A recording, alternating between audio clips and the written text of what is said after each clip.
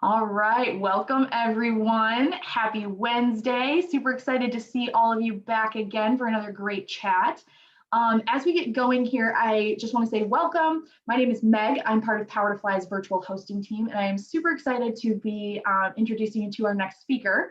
Before I do that, I just want to go over a couple quick housekeeping items for all of you. If you've joined us for a prior chat, this will be a little bit repetitive. I'm sorry, we'll try and get through it quickly for you. So as you see here, there's a couple different things to note. One of the biggest things is that we want you to participate. As our audience, especially those of you that took time out of your day to be here with us live, we want to make sure that the time you spend with us is well worth it. So if you would like to participate in this event, make it a little bit more personable and interactive, we greatly encourage that. So you can do it in a couple different ways. You can come off mute to ask a question or add comments or context to your question. You can also share in the Zoom chat, just in the general chat there, or you can send a direct message to me. Just pick my name from the dropdown. Instead of sending your message to everyone, just send it to Meg. If you do come off mute for whatever reason, whether to ask a question or just accidentally, you likely will show up on the recording for today's session as well as on the live stream. Now, if you have any kind of privacy concerns, no worries. Even if you have your camera on right now, as long as you don't come off mute, you will not show up on the live recording, camera or otherwise. If you do come off mute, whatever is up will show. So either your live feed of your camera, your display name, your avatar, that's what will show up. Like I said, today's session is being recorded. So everyone that registered for today's session will get an email in about 1 to 2 business days that has a link to where they can rewatch this recording on the Power to Fly website. Now, that's for everyone, whether you signed up and didn't actually make it to the chat today, hi from the past or into the future. If you join us for 5 minutes, but you can't stay for the full 60, you'll still get a link. Everybody gets a link as long as they register. So don't worry about that. But if Jackie says something today that is just absolutely mind-blowing and you cannot wait to share it with a coworker or a friend or relative, you don't have to. You can head on over to our YouTube channel. We have a dedicated one for Chat and Learns. And once you're there, you can check out the recording for this, this chat. It'll be posted usually about 5 to 15 minutes after the end of today's session. Oh, sorry, y'all. As well as you can check out links to, or you can check out recordings of past chats as well. Now, one thing I want to highlight is that, we have our YouTube channel. We've actually got 2, one that's dedicated for Chat and Learns and one that's more of our mainstream one. But I highly recommend that you subscribe there. It's a great way to make sure that you don't miss out on chats like this, even if you are not registered for them. But I also recommend that you check out our other social media channels as well. We are at Power to Fly on LinkedIn, Twitter, Facebook, Instagram, as well as YouTube. So please feel free to take photos or video as we go, and you can share with your friends that you are learning with Power to Fly today. We want to make sure that people know about these resources so they can take advantage of them. And there's no better way than word of mouth. So definitely tell people that you are taking advantage of these free resources. Okay, so to jump us into our introductions, I am really pleased to introduce you all to Jackie Feminilla.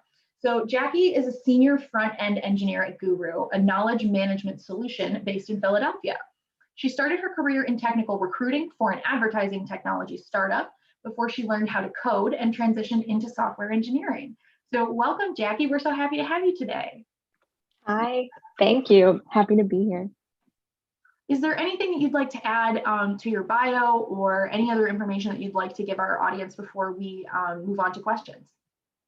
The only other thing I guess I would supplement based on this was that saying I started in technical recruiting, I actually had a year before that was also kind of floundering around, and I was working in television production out in California. So there's a whole nother chapter in there of like things I learned and tried that have led me to where I am right now, that I'm happy to get into. So sounds nice and concise, I think, like as I see what I wrote here, but it was definitely, and like will always be, I'm sure, a lot more complicated than that. But yeah, other than that, I see a lot of Guru people here as well, and I'm so happy to see them all here. Excellent, excellent. And I can completely second the idea of like, you look back over your bio and you're like, oh, that seems a lot more like neat and wrapped up than I remember it being. Yeah, So, exactly. absolutely. Okay, so as we before we get to our questions today, I just want to highlight that obviously Jackie is here as part of the Guru team. They are sponsoring today's chat and learn, and Guru is hiring. So I'm putting a link into the chat right now to where you can check out this company page that I'm showing you up on the screen. Now, what this is going to do, the link that I shared with you is going to take you to Guru's company page on Power to Fly. You can see a couple really cool things here. You can check out some more info about the company. You can click on events to look at both events that they have participated in the past with us, so recordings of past events, or you can take, it'll also show you the upcoming events that they are scheduled to participate with. So, things like our chat and learns, our mini summits, our virtual job fairs, all that kind of stuff. The other thing you can do on this page is check out open jobs. So I'm on the Guru page currently, and it looks like they've got 19 open roles posted with us. And one of the things I recommend, especially if you are, let's say you're actively searching, but don't see anything in this job list that really speaks to you, or if you are maybe not actively searching, but you're just kind of taking a look around, trying to see, what's out there. There's going to be a big, at the top of this page, when you get there, there's going to be a big pink button that says follow. It'll be in the upper right-hand corner of the page. I recommend that you click that for a couple different reasons. Once you click it, it's going to put you on their follow network for Guru. The HR team can take a look at this list whenever they like. And basically what it does is it works like your friend at the company. It puts you on Guru's radar and says, hey, this person's really interested in working with you. And it does that even before you fill out an application. Then it also keeps you updated when they post new roles. So it's a really great way to make sure that you're not losing track of an interesting company, either now during an active job search or for the future. So definitely take advantage of that. It's a really nice feature. You can follow and unfollow as many companies as you like. You can follow and unfollow companies as many times as you like. But obviously, we recommend that you take a look at Guru's page to see what else they have going on and what else they might be able to offer you as a potential future employee. All right, so last but not least, this what you're seeing on the screen now is some of the principal themes that we're going to try and go over in today's conversation. Now, we compiled these both by taking a look at, having conversations with Jackie prior to today's session, as well as taking a look at the questions that y'all submitted prior to today's chat. So when you registered, there was an option to submit questions.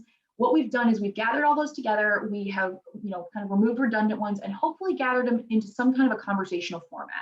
Now, so what you see in front of you is the topics we're going to try to cover today. But if you took the time to be with us, we want to give you, kind of the best experience possible. So if you are joining us today and you didn't submit a question, but something comes up, occurs to you during the session, please let us know. Share it in the chat. You can come off mute to ask.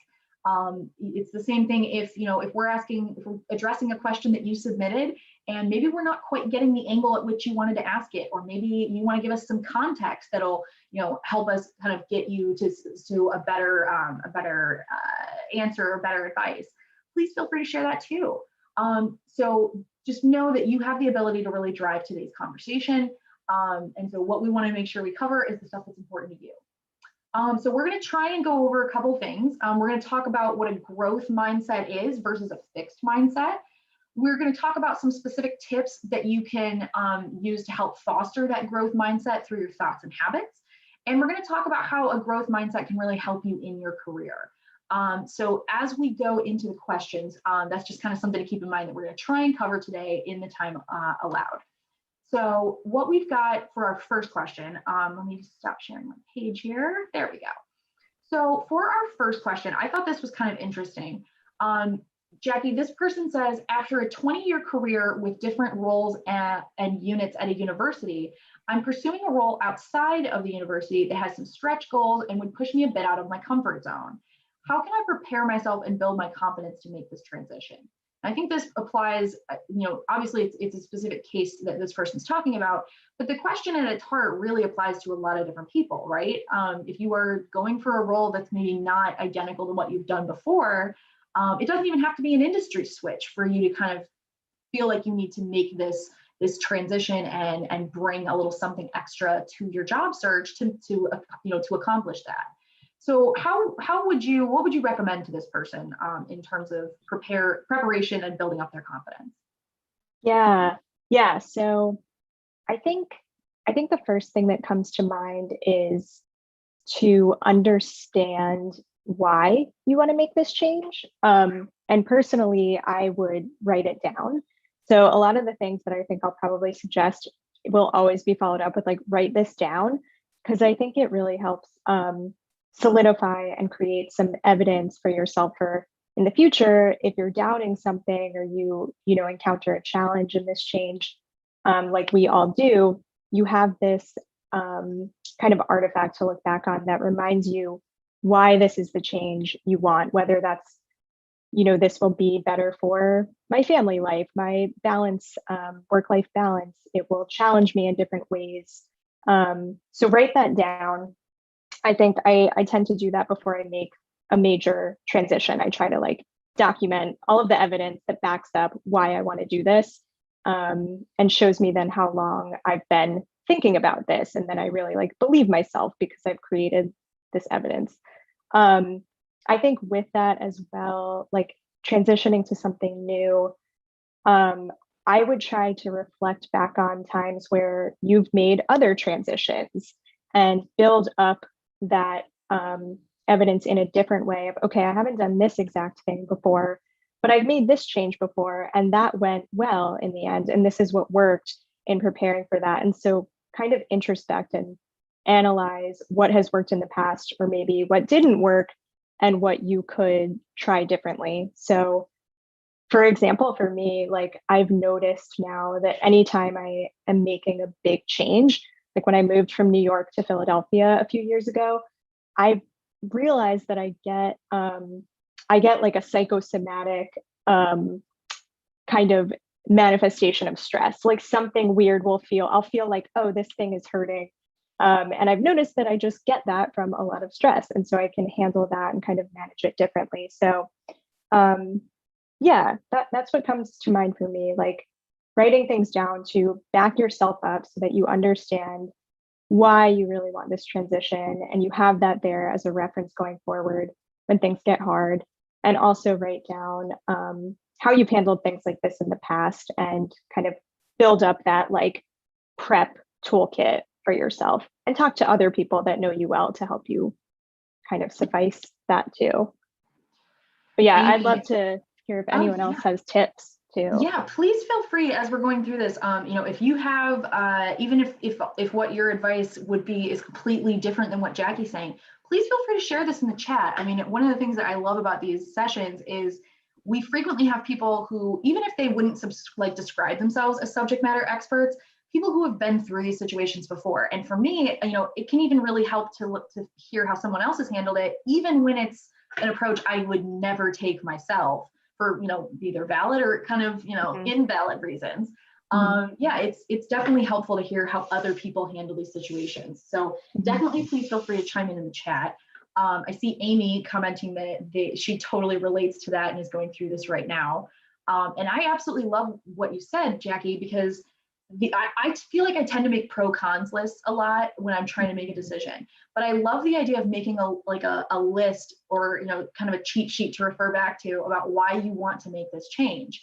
And it's just distinct enough to maybe be like kind of a bit of like the pros list, but also, you know, have that switch of thinking about it in terms of not necessarily reasons why you don't want to be where you are, but reasons why you do want to be where you're going.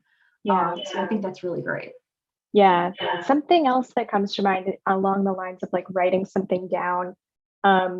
I stole this from a podcast by Marie Forleo. I would highly recommend her as someone to reference for strategies around things like this, job transitions. I know she focuses on like entrepreneurship specifically, but has a lot of great advice and like quotable type mantras that can really stick with you and help you find some direction in times like this. And something that she recommended a while ago that I practice now is when you're approaching a transition like this or deciding to make a choice, and you're weighing those pros and cons, to write down what the best case scenario from this decision would be, what the worst case scenario from this would be. And if you hit that worst case scenario, specific steps you would take to get you through that or back on track, so that you're kind of like hoping for the best, preparing for the worst, and can really, again, provide yourself with that evidence of, I've thought this through, and I'm prepared for what I believe my worst case scenario from this could be. Yeah, I feel that hard. I have I won't say a bunch of mental issues, but like I suffer from bipolar disorder and I have ADHD, and these are all tactics that my therapist works with me on as well. One of the things she's constantly reminding me is that fear and excitement chemically are the same feeling in your body. It's the same, the same hormones being released, or the same chemicals being released from your brain. It's really all in whether you think this is going to be good or you think this experience is going to be bad. And so that's really helped me to not only like reframe those kind of butterflies, but to also help back up, like you said, like, think about what the potential outcome is. What do you want to happen? What is the best case and worst case scenario? And then what's likely to happen?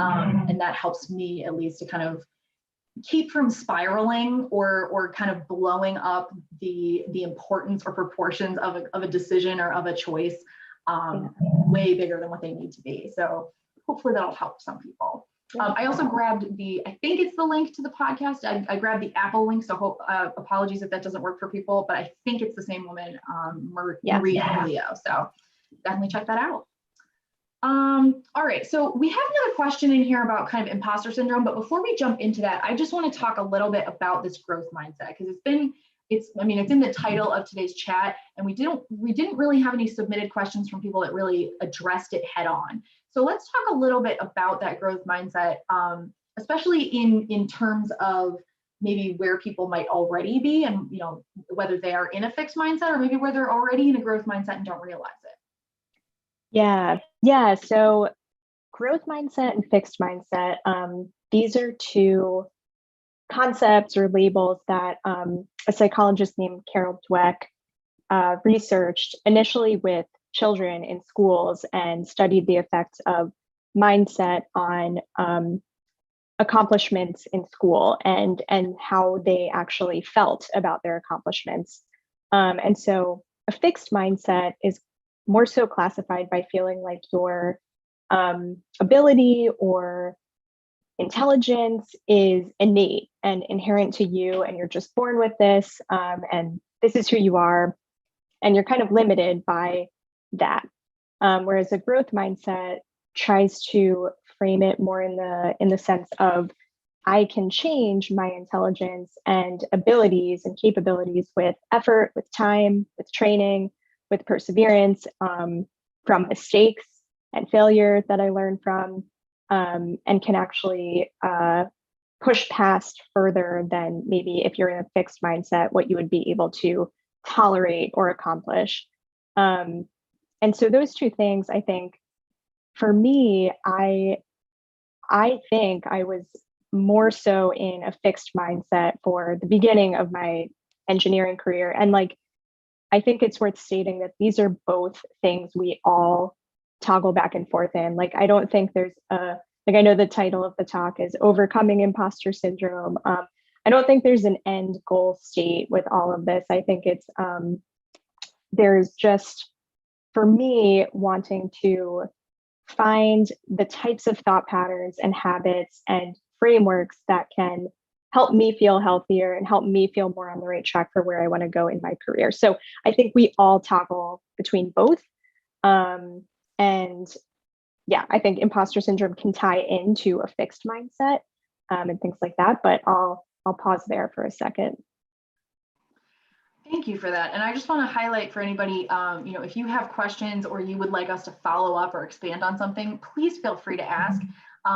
Obviously, you can do your best not to interrupt Jackie or one of our other attendees, but I get paid to fill with silence. So please feel free to interrupt me if you have a question you'd like to raise to Jackie. All right, so you mentioned the idea of imposter syndrome and how it's not like a location, right? You can't get to, I no longer have this.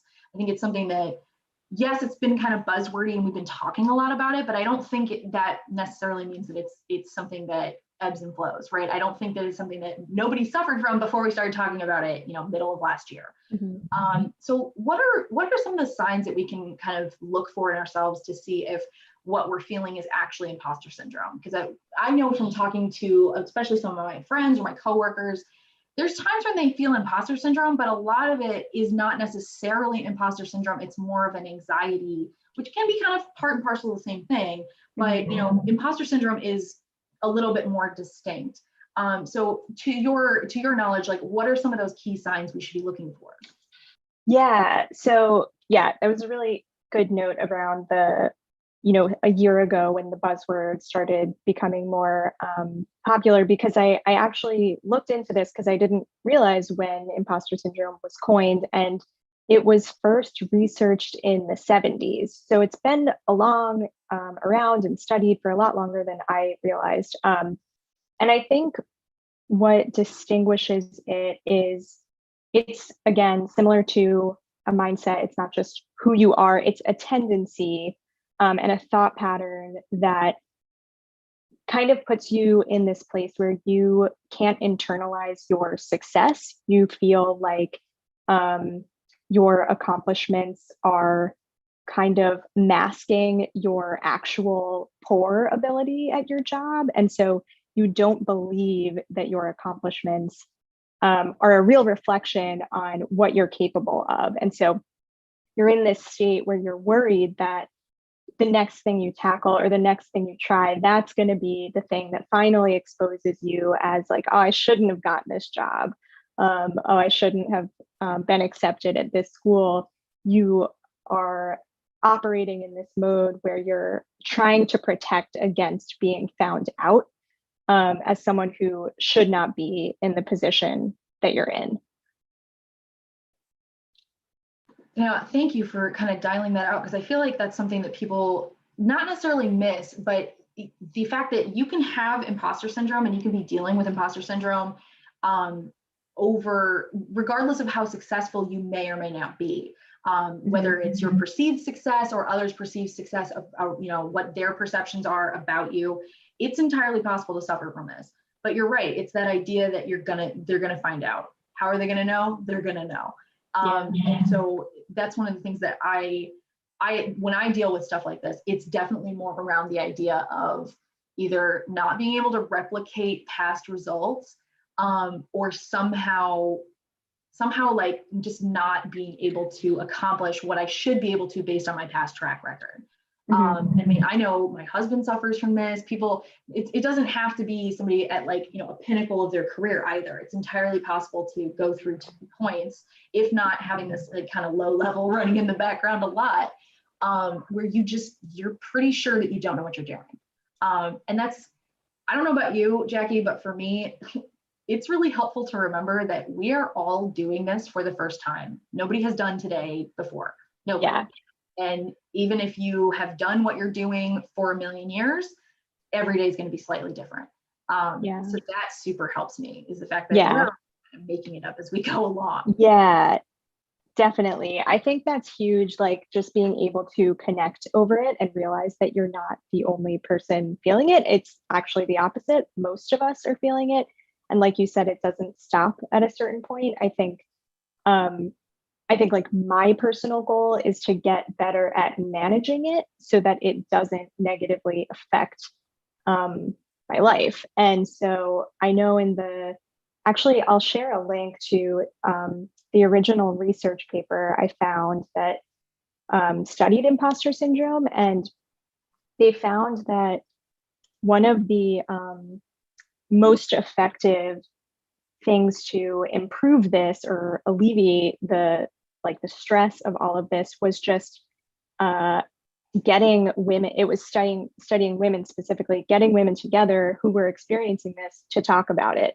And there was a lot of shock and surprise between all of them, being like, you feel this way? No, you're awesome. Like, I feel this way. And they, flip sides go back and forth. And so it's, from what I've read, it's very common in high achieving women. And you put this stress on yourself to constantly be achieving more. And it can be associated with perfectionism, in that feeling of this next thing, I'll feel more validated, or like I deserve to be here. And so, it can lead to other states of anxiety and stress and things like that. And it can all be intermixed as well. Oh, for sure. And actually, we've got some really good questions coming in the chat here.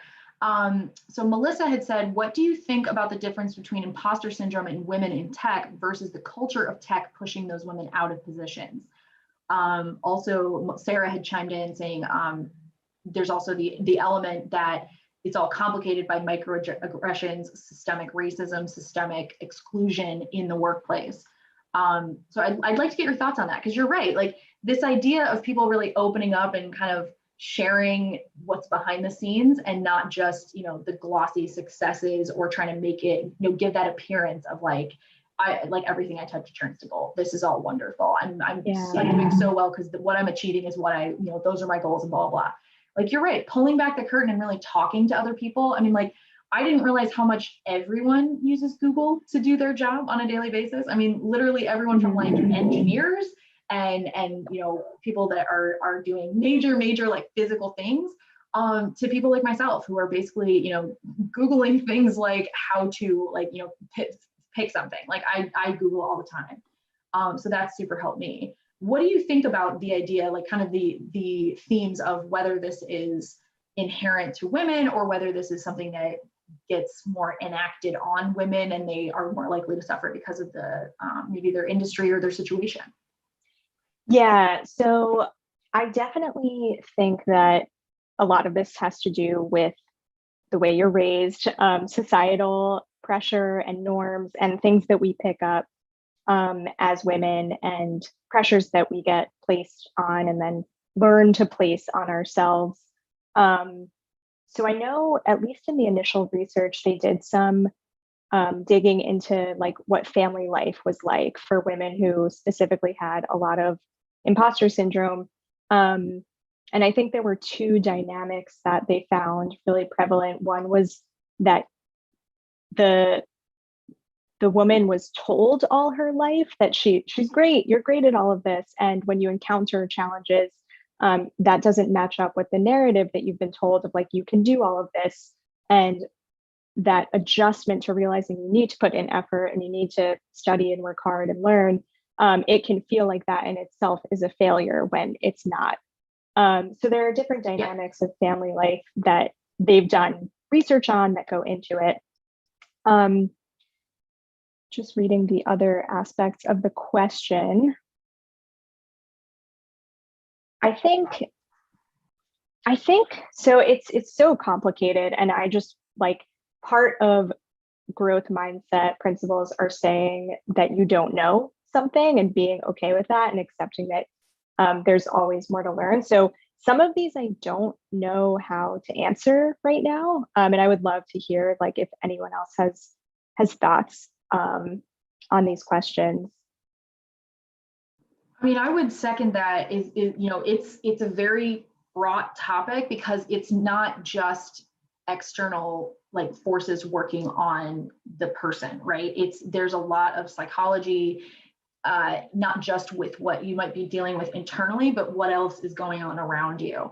I think it's completely valid to say that, things like microaggression, systemic racism, the having a non-inclusive culture can all like kind of factor into these things, especially when it comes to those, those feelings when they well up, and how you're right, they might not be consistent, or they might be something that you deal with your entire life.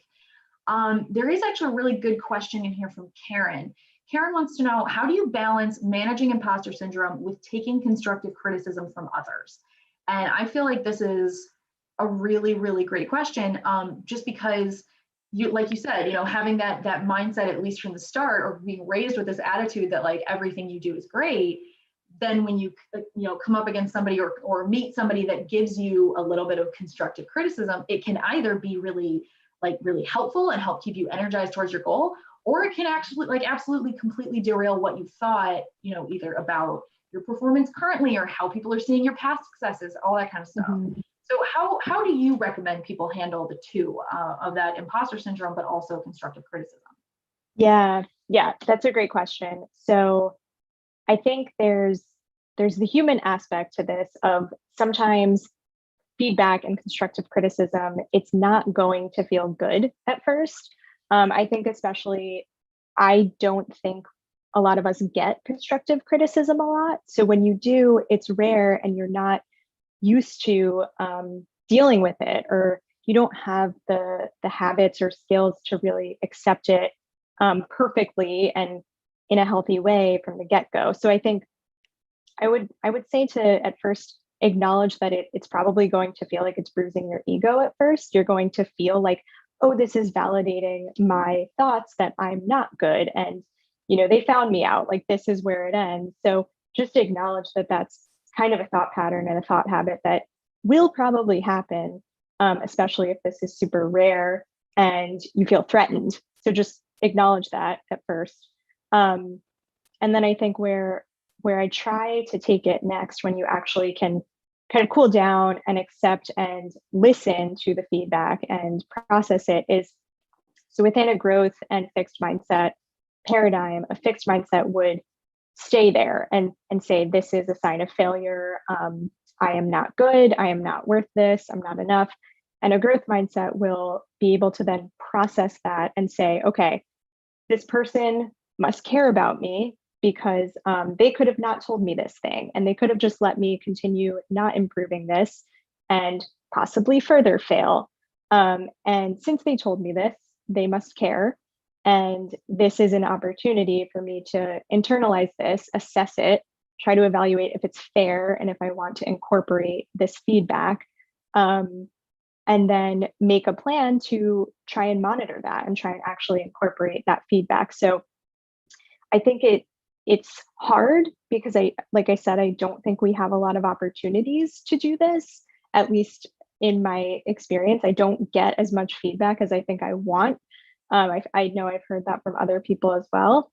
So when you do, just really try to thank that person and, again, internalize it, accept and learn from what you feel is valid, and take it from there.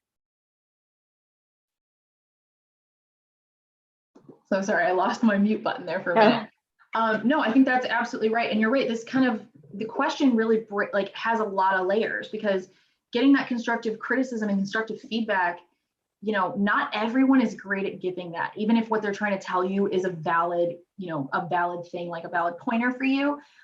It can be really hard to take that criticism, depending on the source, depending on how they deliver them, the method of delivery, if you are in a good mood that day and open to that criticism or not. And Amy is right, that criticism can really feed into that feeling that, oh my God, they're figuring out that I'm not as great as I thought I was, or as great as they think I am. And you're right, like it's one of those things you kind of have to consider the source and weigh like whether this is good for you or not. One of the things that I like to think about is, like, even if the source of the information is not someone I particularly admire or really like that much or whatever, I try and take it for like at the surface and try my best not to pile onto that with either negative self-talk or I try not to then like allow this whole big cascade of other things people have said to me in the past. Mm-hmm. So if you are able to kind of compartmentalize and just look at it in that vacuum, to me, that makes it a lot easier to figure out if this is something that's valid and worth following, even if it's something that I should try for a little while just to see, like, change it up. And sometimes you come out of it realizing, like, the new knowledge you gained is how not to give advice to people. Right. But yeah, I think it's totally, it's something that we all need to get better at. But it's a difficult thing to do. It's much easier said than done. We only have about 30 minutes left. These sessions go so quickly. So if you have questions for Jackie, make sure that you raise them, put them into the group chat. You can come off mute to ask them. I know this one question, I kind of want to touch on this because I think we started to answer it earlier, but just in case there's any more that you want to expand on it.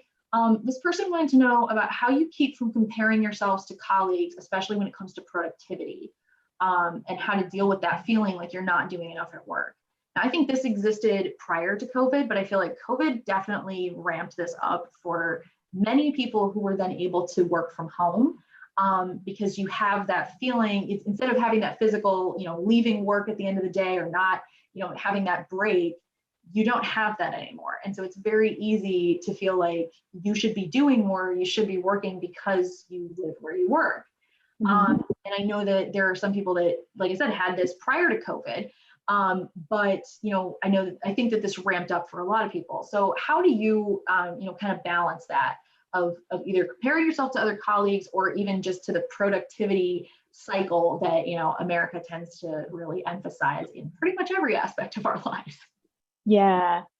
This is such a good question. And I think comparison, it's something I also struggle with in and outside of work.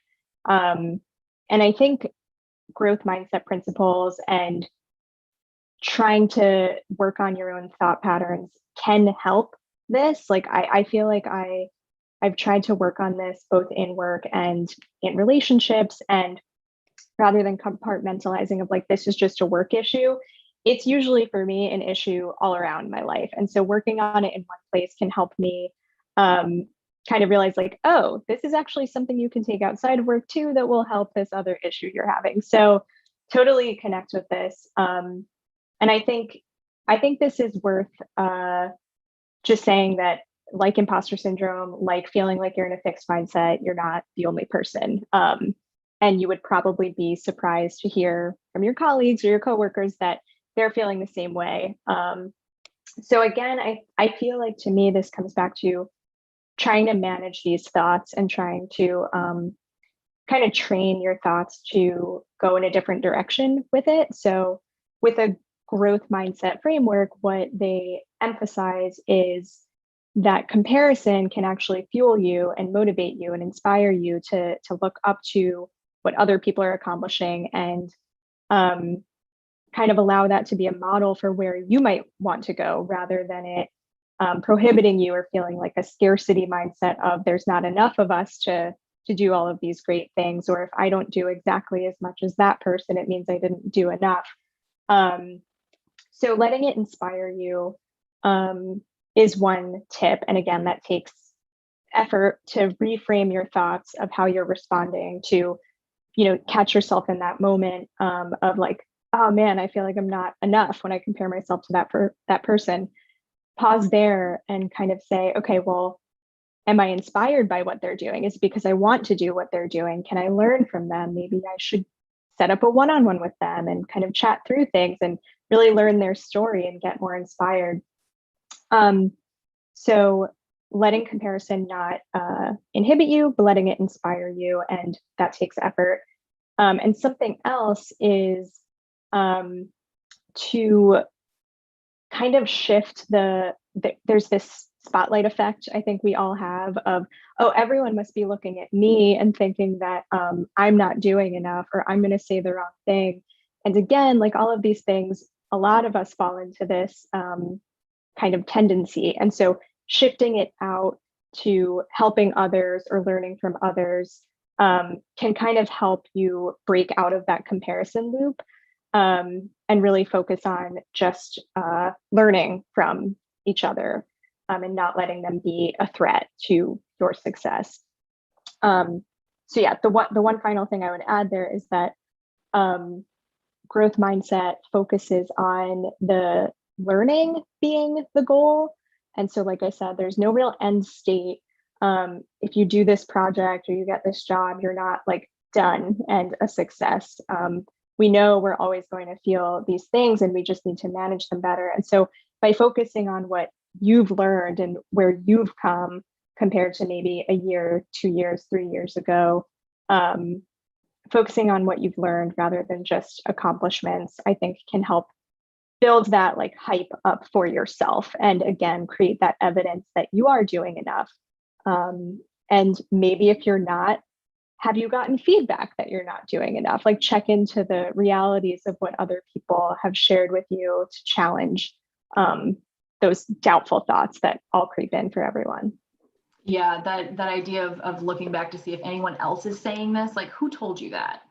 Is it somebody whose opinion that you know to be true generally? Is it somebody who, you don't want to take advice from?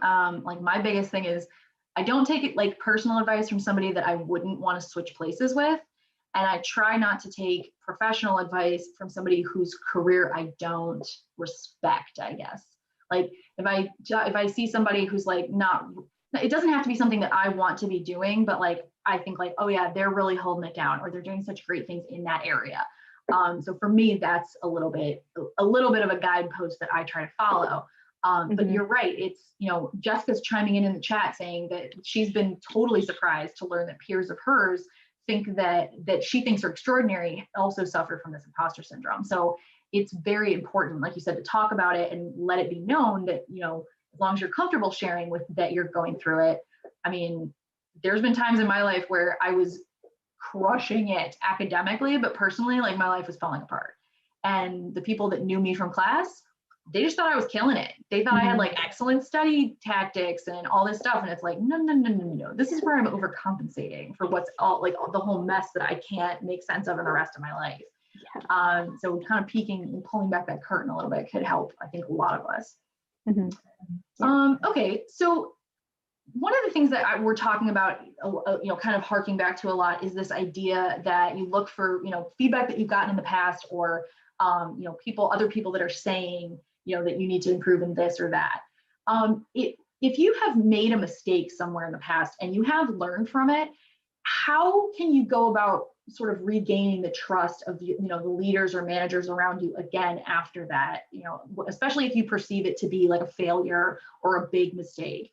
Everybody's going to make them, but how can we, kind of revitalize or maybe keep helping and keep improving that relationship with like your team lead or your manager? Yeah. So if you've made a mistake and you want to learn from it, and you're concerned that trust has been damaged between potentially your reputation or your relationship with your manager or teammates, yeah, that's a great question. I think again, a mistake or getting feedback can feel scary at first. You can have the threat to your ego where you feel this this validation that you're a failure is the first. That's what likely happens, like just from our monkey brain. And so expecting that, but then pausing there and not letting that run away with your thoughts, taking some breaths. And something that we do in software engineering is called a postmortem. If something goes wrong at our application or product level, we get together as a team. We remove blame from the situation, and we document the facts of what has happened and led up to a situation. And we document what were the causes and what we can take to correct this in the future so that it won't happen again. So it feels really formal, but again, with the theme of, I really believe writing things down, it helps me remember and find new learnings. I would write all of this down to yourself of what happened, what steps you can take to change it in the future, maybe some triggers that you can look out for in the future that can give you pause to reassess before you make the same mistake again. So writing that down, and then potentially, if it's appropriate, talking through your manager with it, I would say, to show that you're taking the feedback seriously and that it means something to you, and that this matters to you, that you grow here and improve, and opening that door to say, I want to continue receiving feedback about this. This is something I have a goal around improving, and just making that really explicit, because again, like we said, it can be really easy to not ever get feedback. So yeah, that's what I would do. Write it down, talk about it with people who it matters to share it with. I completely second that, especially the idea of talking to your manager about it. I know we harp on this in a lot of chats, but having that open communication with a supervisor, a manager, a team lead, even if it's just like your department head, these are important. They're important relationships for a reason. But especially if you think that this was a big enough mistake that like you're thinking that you need to somehow regain trust or repair this relationship, wanting to talk about it with your manager or with whoever is around you, like that should not be a surprise to your manager. It should be something that even in the course of the mistake, possibly you've gotten a chance to talk to them about. But if you don't have that, or if maybe you made the mistake under a previous manager, there's nothing wrong with going in and saying, hey, I know that we don't have like the most transparent communication, or I know that you're very busy and so we communicate when we need to, but I would, I'm taking this situation pretty hard and trying to make sure that I'm learning from it. What feedback do you have for me on this? Is there anything like, do you feel like I need to do anything to like reestablish my, my credibility or whatever again? Amy's coming in saying that she has the problem of not really being able to obtain that constructive feedback. So I think that one of the big takeaways from this is like, know what you want, like know what you're trying to get so that you can ask as specifically as possible. And that way, it gives your whoever you're getting feedback from, your manager or whatever, it gives them more of a guideline of like what you're looking for. But it also helps because if they're not able to give you what you are after, maybe they can send you, pass you along to a different team member or something that could really give them that feedback. But you can also use that to kind of maybe come a little bit closer. So like if your manager isn't real comfortable saying like, well, yeah, you need to regain my trust and here's the 5 steps you need to go do that, you can at least like make it more of, open up that conversation at least a little bit more than it was before you talk to them. Yeah, definitely. And there's some really great advice going on in the chat. And like you said, Amy shared not being able to obtain constructive feedback. I've been in that position. I feel like so many people are in that position. And I almost wonder if giving that feedback to your manager that like, hey, I'm not getting feedback, and sharing that in a kind, honest way, to really open that door and show that you're serious about it by giving them feedback. Maybe that could help break the ice. But something else that I'll drop in the chat, my team at Guru is reading the book Radical Candor, because we all really want to get better at giving and receiving meaningful feedback. So it's really hard. And we're trying to kind of work through that as a team and practice it more. So highly recommend that book. I absolutely love that suggestion. And you're right, the chat is blowing up here. Alyssa had some really great advice, especially in their one-on-ones, is label something as like WW for worked well or DD for do differently. And that can be a really good way of saying, like, kind of framing these things without saying, well, that was a success or that was a failure. Because most things are not cut and dry one or the other. You at least learn something more. And you know what? That actually makes me think of something that we hear a lot on these chats, is that like people that are experts in things or people that know a lot or are very skilled, you don't learn anything by succeeding. You learn through failure. You learn what worked or what didn't work. And so I feel like that's something to really keep in mind, is that people that are top of their field or doing a lot of like really great things, they've made a lot of mistakes in the past. They've learned from them, but they've made them, because everybody does. And that's something that can help me kind of better like roll with the punches, especially if you're having what seems to be kind of like, it's not your day, or this is not my quarter, or whatever. All right, so we've got about 10 minutes left. So let's do one last question here. Actually, Amy is coming in the chat with a question. So Amy wants to know if you have any advice on requesting a shift with your supervisor to align your growth and help you work on some of these stretch goals. And it sounds like having a shift with them because you might be working a separate shift than your actual supervisor. Amy, correct me if I'm wrong there. But yeah, how would you advise this person to like kind of open up that conversation? Is there like a specific way that you would go about it? Yeah. So yeah, I would definitely, new or different responsibility. Yeah. So I think first of all, just sharing it with your manager. Like it sounds really simple, but just share that as, I'm interested in this other role or responsibility, is the first step. I don't think you need to have everything prepared and thought out for you to just open the door to that conversation, because likely it's going to be a longer conversation to figure out a change like that and make that work. So if you notice you've been feeling this way for a while, share it with your manager soon so that they're aware of it and can continue the conversation with you. I did something like this at the first company that I was an engineer at, where I wanted to move teams internally. And I ended up needing to kind of like make the case why. And it was because I wanted to work more specifically on the front end, and I was working a little bit more full stack, more back end leaning on my existing team. Um, and I was aware of that for a little bit of time and noticed that there was a front end engineer who was leaving another team and brought that up as a potential gap that I could fill that would fit with where I wanted to go with my goals. And just kind of put that out there as like, hey, I see this person leaving.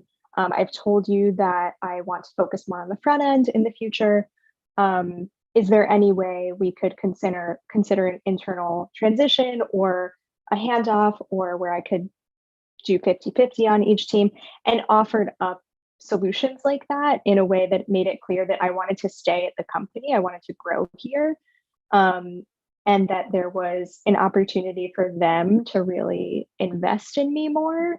And it ended up going well, and it worked out, and I moved there and have focused more on the front end ever since. So I think sharing it with your manager, trying to find if there's that gap, that is someone leaving and you feel like it's important that they fill that role, and you really believe you can do this, and offer up that evidence of why.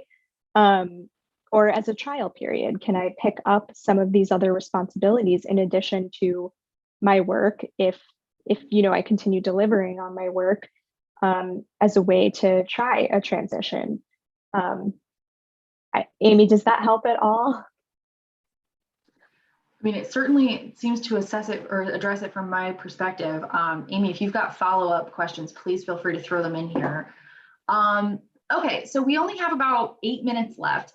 I'm gonna jump to one of our slides here. So what we did, these questions that are in front of you, these are all based on questions that we had previously talked to Jackie about, and it's based on what her perceptions on her information, her best advice are in regards to Guru. So you described the company culture as open. Can you elaborate on that a little bit, and what makes that kind of the best word you could think of to encapsulate your culture? Yeah, so I struggled to come up with one word. Open just was one of those first, like, this is the first thing that came to mind, so I'll trust it. Yeah, I think so. I joined about a year ago and have been remote the whole time because of the pandemic. And even with that, I feel like communication is really open and transparent. We really shy away from private Slack channels. Our leadership does biweekly town hall meetings where they provide insight into our revenue and how our goals are going. And they're just very involved in providing honest progress for what's going right and what we can still improve. So I've just appreciated that, especially for a fully remote company at the moment, that I don't feel like there are like hidden pieces of knowledge being dropped in our laps. And whenever something does happen where it's like, I didn't know about this, it's very easy to talk to someone and share that you were surprised maybe by something. And I've seen that happen and seen it corrected, in the sense of like, we realized there was just a mistake in the knowledge communication process and have corrected it. So yeah, I think one other thing to pile on is, since we're a knowledge management solution, we use Guru, we use our own product as our internal knowledge base. And so we really value documentation and having information available, so that no one is ever like blocked from doing their job because of just not having information. Yeah, I think that's really, you're right. Open doesn't just tell you that, you guys are very collaborative and, open to helping people and stuff, but it also, you're right. It also covers the fact that you're not tied up in the bureaucracy, right? It's not like, well, I can't talk to that person. They're not my lead, or they're, 3 levels above me. I've got to go through chain of command first. And I feel like even, Power to Fly has a little bit of that, but mostly if you have a question, you raise it. Like, you have an idea, put it out there. We're more than happy to consider great ideas, because they can literally come from anywhere. All right, so your top tips for someone who's interviewing are to do your homework and sign up for a Guru account. Obviously, the Guru account's a little bit self-explanatory there, but what do you mean when you say do your homework? Is there like certain things that are kind of part and parcel of that, or maybe something that you do on your own checklist that maybe other people wouldn't think of? Yeah. So by do your homework, I think I mean to really research the company, however you can, whether it's their website. So I guess specifically for Guru, you can read a lot about us on our website. We have a blog. We have our values publicly listed out on our website, and you can try to understand if they connect and resonate with you at all. Something else I would recommend is for any job search, not just looking into Guru, is looking at a company's Glassdoor page. That is something I've never ignored when interviewing at a company. Is I don't ignore their Glassdoor reviews. That's like super meaningful because it's coming straight from people who have worked there or interviewed there, and honest reviews, because it's anonymous. And so I think one more piece on the homework part, like specifically for technical or engineering interviews, they can be really scary. At least from my experience, it's not necessarily a fun piece of the engineering interviewing process. So part of doing my homework there is trying to practice. There are tools that you can do practice interviews. There's some, I think one is called Pramp. I haven't used it in a little bit, but there are practice interview tools that can just help you feel more prepared, and get like the jitters out and be able to articulate your first version of the interview and have it more refined for the next one. And then signing up for a Guru account just helps you have more to talk about in the interview and be a little more familiar with the product, and hopefully get more excited about it. So that will shine through in the interview as well. Oh yeah, for sure. And just as a flag, I don't know that the event is live yet, but we're having a Power to Fly mock interview session a week from tomorrow. So it's going to be on Thursday, the 24th at 6 p.m. Eastern. We're going to be doing one of these, and it's a really great exercise because you do it round robin style, and you get to talk to each other about your, typical questions that you get in job interviews. And at least for me, I get a lot more constructive and useful feedback from something like that, as opposed to like asking my best friend or my mom or my husband, like, here, ask me these questions and see how I do. So definitely sign up for that if you have any interest. The event should be live either today or tomorrow, I'm guessing, but it's happening on Thursday, the 24th. I'll be hosting, so you'll see at least one friendly face. All right, so we're gonna flip the slide here to some of the open roles at Guru. I'm going to share the links to these jobs in the thread right now. But are there any jobs on this list that really, either speak to you, that you can speak about, somebody that would be like, part of your, what am I trying to think of, part of your team, or somebody that you would work with in any way? Yeah, so these 3 jobs are not all of the jobs on our website, so definitely check those out. One of them on the careers page is for my team, and I see a couple other people on my team here today, so it's a super supportive team. You can trust that. And the software engineer full stack, I know explicitly is a mid-level role. So for a while, we were only hiring senior because we wanted to make sure we were prepared and had the bandwidth to properly mentor and train and onboard more of a mid-level engineer. So that's an exciting one, full stack. And then senior software engineer for the back end is a high priority one, as well as the senior product designer for our growth team. But there are a lot more on the website. There's marketing, there's, I believe we just opened up another recruiter role, and most of them are open to remote. So I think, I don't know if our recruiter Joe is on the call here, but he said that we're planning on updating this like weekly. So definitely keep it up. If there's nothing open right now, there probably will be in the future. Hey, Joe. Yeah, Joe, you're welcome to come off mute if you would like to add any more detail to this before we jump. If not, that's totally fine too. There you are, Joe. Hey everyone. No, Jackie nailed it. That is what we have going on right now, and I always encourage people just to keep an eye on that careers page and either on Power to Fly, because you all get the updates quickly as well, or on our site. You change. Right now we're changing almost weekly as far as updates. So thank you for that. Yeah, I absolutely second that. Like I had said earlier, take a look at the follow network. It's a big pink button. It'll be in the upper right-hand corner of Guru's company page. Clicking that will tell Guru that you're interested, but it's also going to keep you up to date on the roles they post. Now, I know sometimes we have people that ask about this. If you do apply via Guru's own company page as opposed, or their own website as opposed to via Power to Fly, that's totally fine. There's nothing wrong with that. Applying via Power to Fly does not hurt you in any way. We don't take a cut of salaries. We don't take commissions on that kind of stuff. That sets us apart from a lot of traditional headhunting firms.